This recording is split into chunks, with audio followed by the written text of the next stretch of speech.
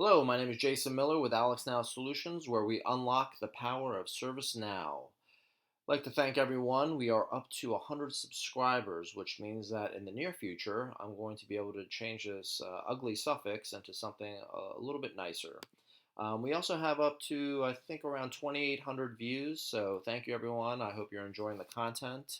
I try to make these videos as short as possible so that way you guys can enjoy the content without hearing me blather on about nothing. So today we're going to be talking about UI policies.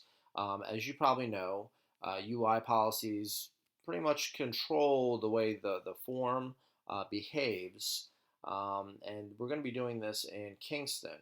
I'm going to let you read the product documentation for yourselves, but one thing I wanted to kind of hone in on, which has caused problems in the past, is the order field, which basically it's the processing sequence, and it has a number. Usually the number it assigns by default is 100. But I want you to note here that if two policies conflict, the UI policy with the higher number executes. Now, for inherited UI policy, it's a little bit different. The extended child tables UI policies are executed first, then the base table UI policies are executed, both from lowest to highest specified value. Now, if we scroll down here a little bit, it talks about this inherit checkbox that they have there, where basically they're saying this is whether it extends the table, and if it does, then it's extending the UI policy. And they give you an example here. And basically what happens is the child table has an order value of 500. The parent has 100. Now, when they execute, although the parent table order has a lower value, the child UI policy runs first, and then the parent runs. When the conditions are met, the urgency field in this example is hidden. So that's one thing you really need to get a grasp on. So sometimes you'll get these examples and you'll say, "Wow, you know what? The they're not, this UI policy is running as expected." So let's go ahead and create a couple. I've already created them beforehand just to make sure that they work. And I'm going to show you how to create three different types of UI policies. So I'm going to use the new call table that we used, or the form that we used before in a previous segment. So if we go to the new call form right here, we'll see, oh, the UI policies are still on. So one thing I'm going to do is deactivate them. So I will be able to show you that right now. In the documentation, it basically tells you to create a UI policy to go to the table, which is sys UI policy, or sys underscore sys underscore UI underscore policy dot list. So we have this table come up with all the UI policies, and the instructions say for you to click new and then to find the table. Now we have, I don't know how many hundreds of tables listed in here, but going through this to me is a very cumbersome process.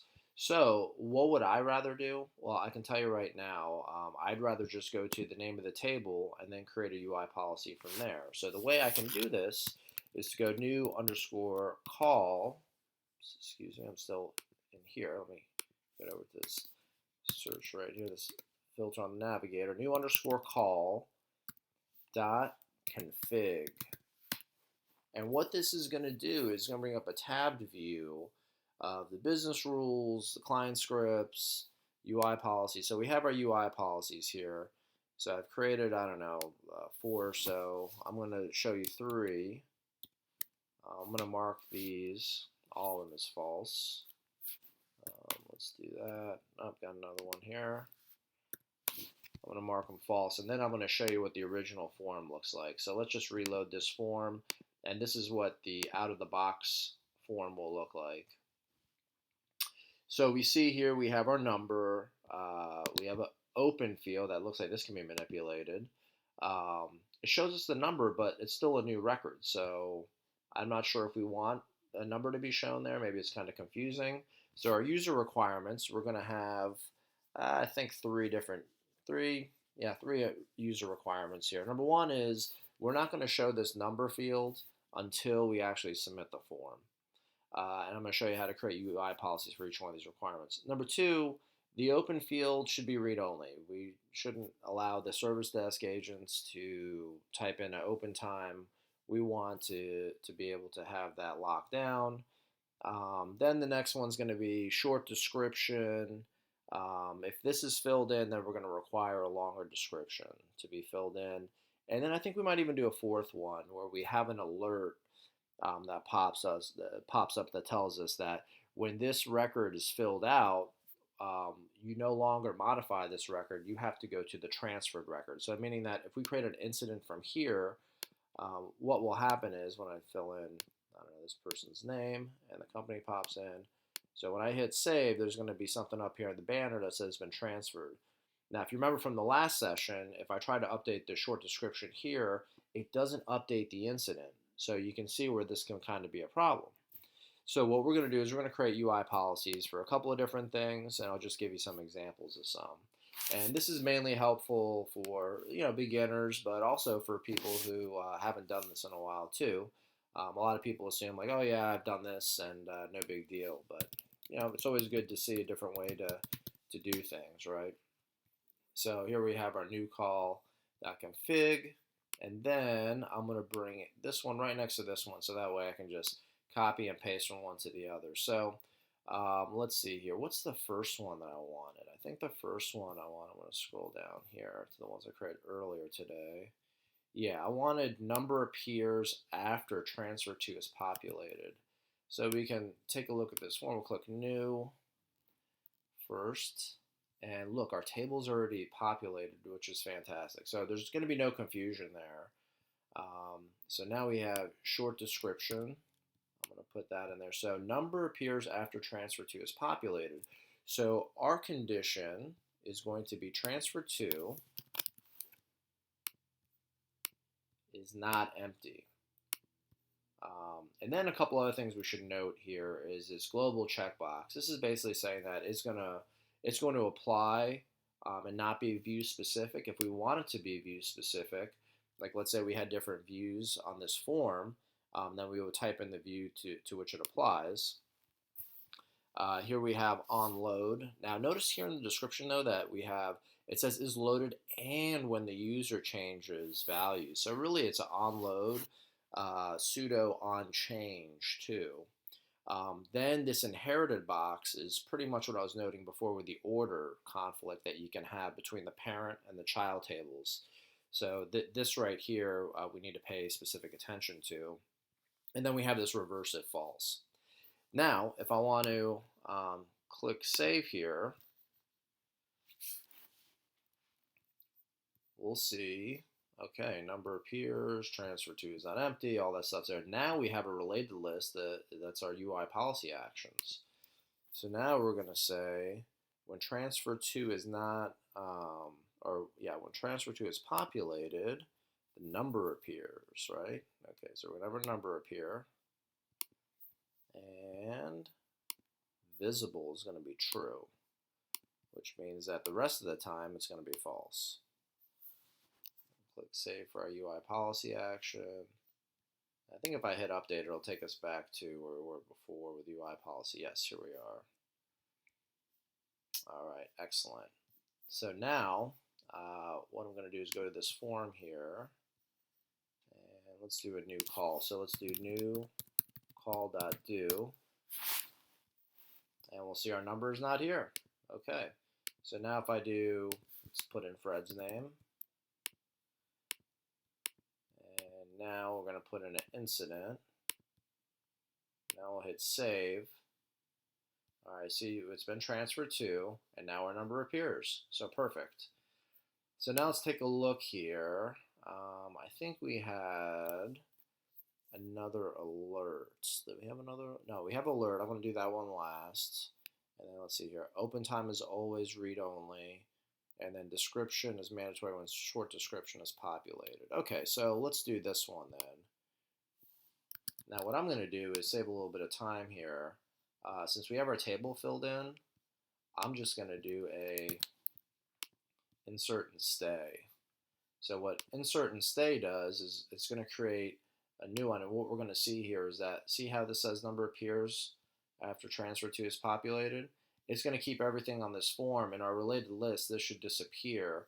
If we were to do insert with actions, then at the bottom, that this sequence here, if we had a whole bunch of UI policy actions or just this one, that would stay the same. So let's just do an insert and stay.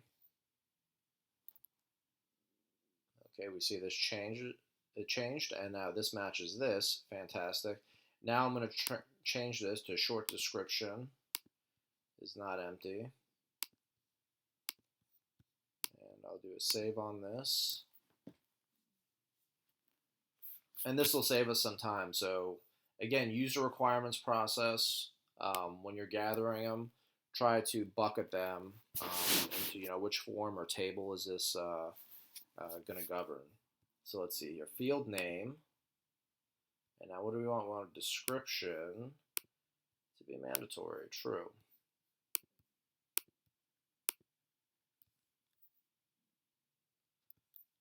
All right, I should really just hit update and go back to the form. That'll save us a step there.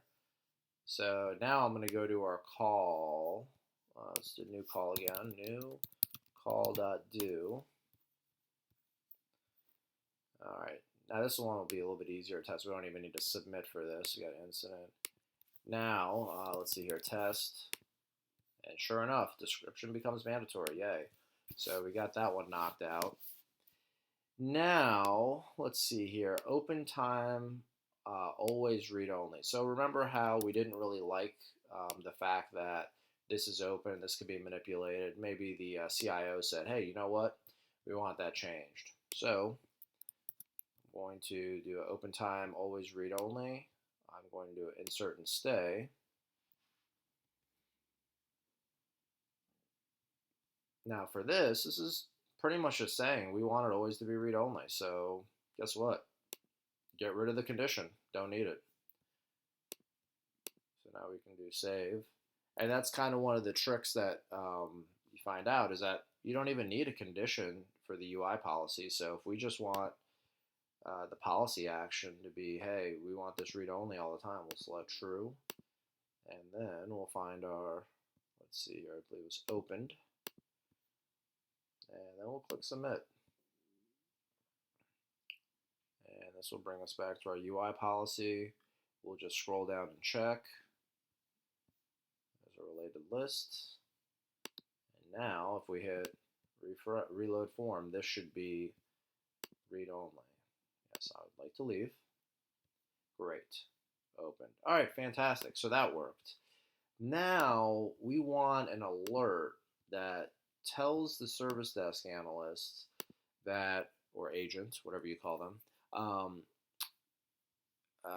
what we want to do is give them an alert that tells them the short description and description fields are not to be updated here after transfer, meaning on this form.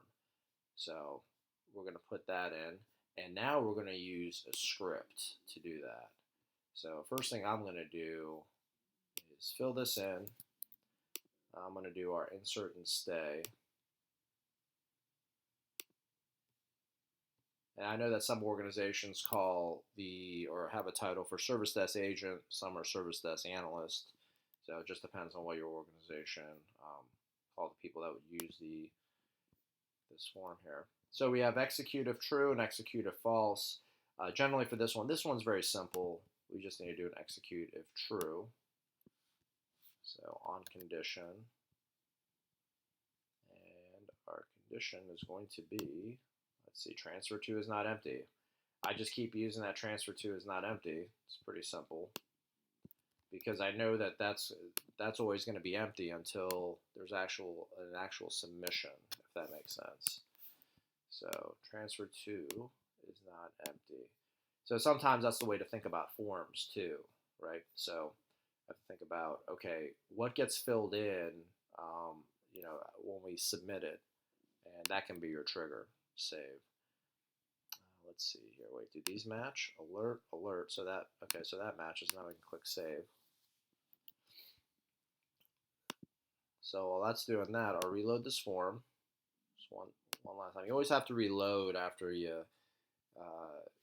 complete or hit submit on the UI policy just to make sure it takes.